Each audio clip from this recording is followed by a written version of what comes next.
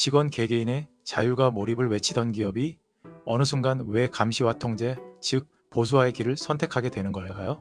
어제까지 수평적이고 자유로웠던 조직이 한순간에 경직된 관리체계로 회귀하는 이유를 노벨 경제학상 수상자 데니얼 카너먼의 이론으로 분석해 봅니다. 지금 바로 시작합니다. 데니얼 카너먼은 심리학자임에도 불구하고 인간의 비합리적인 의사결정 과정을 연구한 공로로 노벨 경제학상을 수상한 현대행동경제학의 창시자입니다. 그는 저서 생각에 관한 생각에서 인간의 직관이 얼마나 쉽게 오류에 빠지는지를 날카롭게 지적합니다.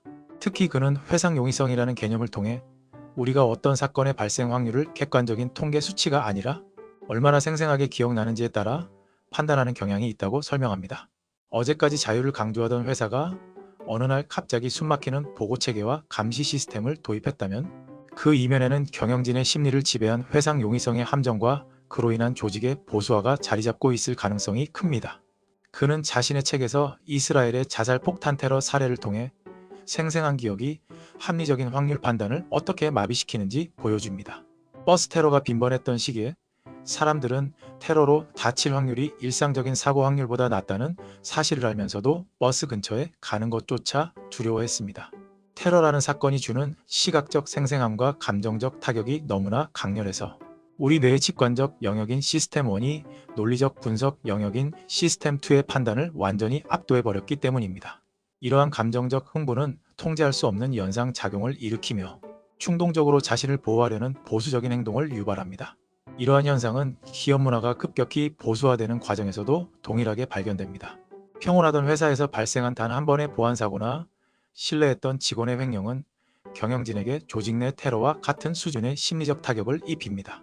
사고의 여파가 너무나 생생하기 때문에 경영진의 뇌는 해당 사건이 언제든 다시 일어날 수 있다는 과도한 공포에 빠집니다. 사고의 이미지가 너무나 쉽게 회상되어 발생 가능성을 실제보다 수백 배 크게 체감하는 것입니다. 결국 그들은 시스템 1, 즉 직관적 뇌의 불안감을 해소하기 위해 모든 직원을 잠재적 사고 유발자로 규정하고 촘촘한 감시와 통제라는 급격한 보수화의 길을 선택하게 됩니다.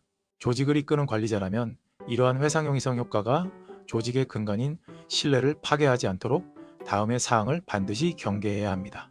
우선 강렬한 한 번의 사건과 지속적인 경향성을 엄격히 분리해야 합니다. 사고가 발생했을 때 그것이 조직 전체의 시스템 결함인지 아니면 통계적으로 피할 수 없었던 예외적 사례인지를 냉정하게 따져보아야 합니다. 단 한 번의 생생한 기억에 매몰되어 전체 구성원을 잠재적 가해자로 취급하며 조직을 보수화하는 것은 빈대한 마리를 잡으려 초가 삼간을 태우는 격이 될 수 있습니다.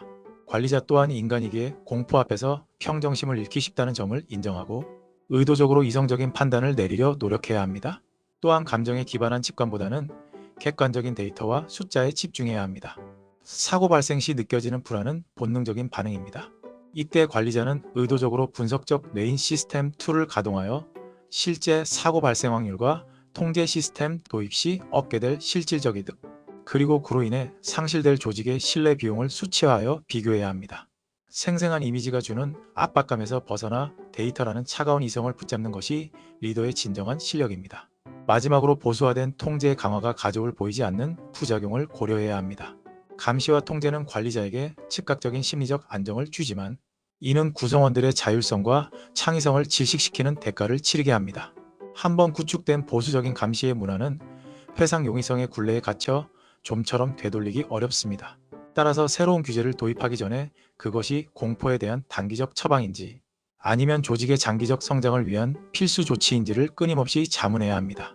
통제는 가장 쉬운 선택일지 모르나 신뢰야말로 조직을 지탱하는 가장 고귀한 자산임을 잊지 말아야 합니다. 오늘 이야기 마치며 들으신 내용이 유익했다면 채널 구독과 좋아요 부탁드립니다. 감사합니다.